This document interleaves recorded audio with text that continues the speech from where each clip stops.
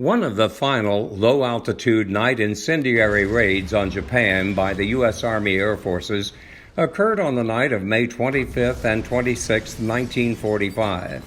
Leaving from the Mariana Islands and flying 1,500 miles, 464 American B-29s dropped over 3,000 tons of incendiaries on the Yamanote district in the heart of Tokyo. Thousands of people were killed, close to 600,000 people were made homeless, and more than 15 square miles of Tokyo were incinerated. These highly dangerous, low-altitude night firebombings against urban areas were intended to cripple manufacturing, much of which was carried out in small workshops and private homes. This indiscriminate incendiary bombing approach resulted in large-scale urban damage. That night, as the bombing continued, the Tokyo military prison burned, and with it, 62 American airmen POWs who were confined to their cells lost their lives.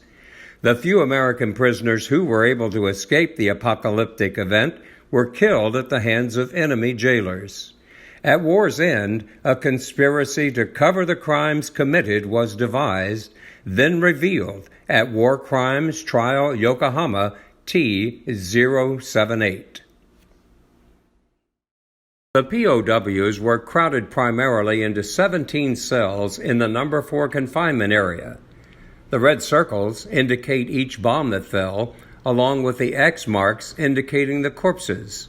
The bodies of the American airmen were subsequently dumped into a commingled grave marked by 2 crosses.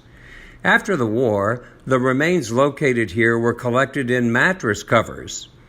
In the recovery efforts implemented in 1946 through 1948, the occupying forces provided an exhumation report lacking a thorough investigation of the Tokyo military prison site.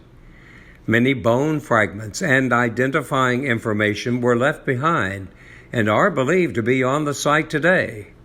Nothing has substantially changed in the past 76 years on this site, and initiating a complete search for DNA material and other remaining assets would be possible, and we believe mandated by the creed, "No man left behind." A list of 65 individual remains was compiled, and X-files were generated for each set of remains. These X-files document the recovered body parts, the X-file number, and additional comments. Interment records show the headstone inscription as well as the X-file number. An additional list identifying each serviceman by name indicates the method of identification used: ID tags, Japanese information, or the office of the Quartermaster General. The skeletal remains in 31 of these X-files were sent to the Manila American Cemetery. The combined weight of these remains is approximately 209 pounds, which indicates that the collection of the prison bodies was done in haste and accounts for only 30% of the full skeletal material. Each of these graves was marked unknown and remains so to this day. Thanks to great courage and sacrifice, the war was concluded, and many of our servicemen returned home. But for the families of these men there was no joy. Their bodies would remain in a foreign country, undiscovered and/or unidentified. Lives were interrupted, and these families have not been able to bury their dead and to fully mourn their missing husband, father, or son. We must honor our commitment to deal fairly with veterans and their families, something which we have pledged to do for citizens of other countries. The Geneva Convention, in Rule 114, states that parties to the conflict must endeavor to facilitate the return of the remains of the deceased upon the request of the party to which they belong or upon the request of their next of kin. It is time to bring the remains of these men home and give them a grave marked with a name, bringing an end to these families' suffering. Their fathers, brothers, uncles, and grandfathers made the supreme sacrifice, and for 76 years that sacrifice has not been honored.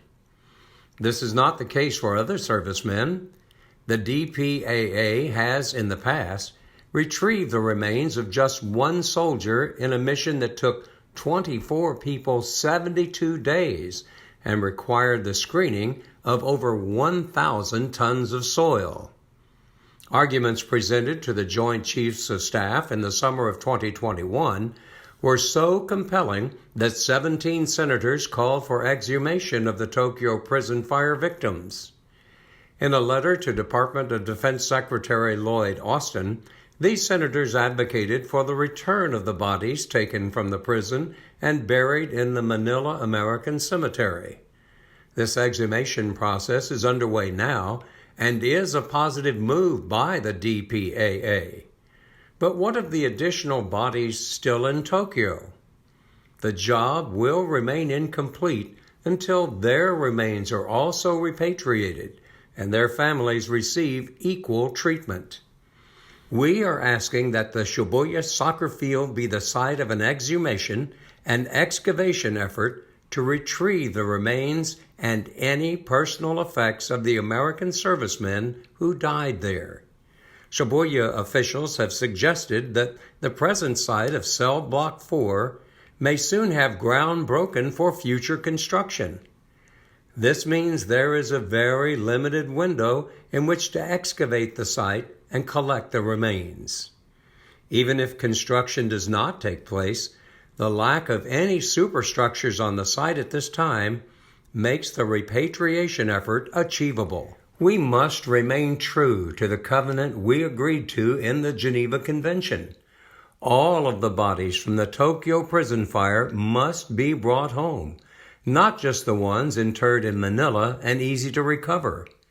This is the only way to end the suffering of these Gold Star families and to solve the mystery of the events surrounding the fire in Cell Block 4. We will know once and for all who each individual serviceman was, and finally bring them home to be buried on American soil. There was no homecoming joy for these families in 1945, but even now there can be resolution and honor. We know the location of the bodies in Tokyo. We have the DNA samples. We are asking that these remains be returned to their families. We are asking that the Shibuya soccer field be the site of an exhumation and excavation effort to retrieve the remains and any personal effects of the American servicemen who died there.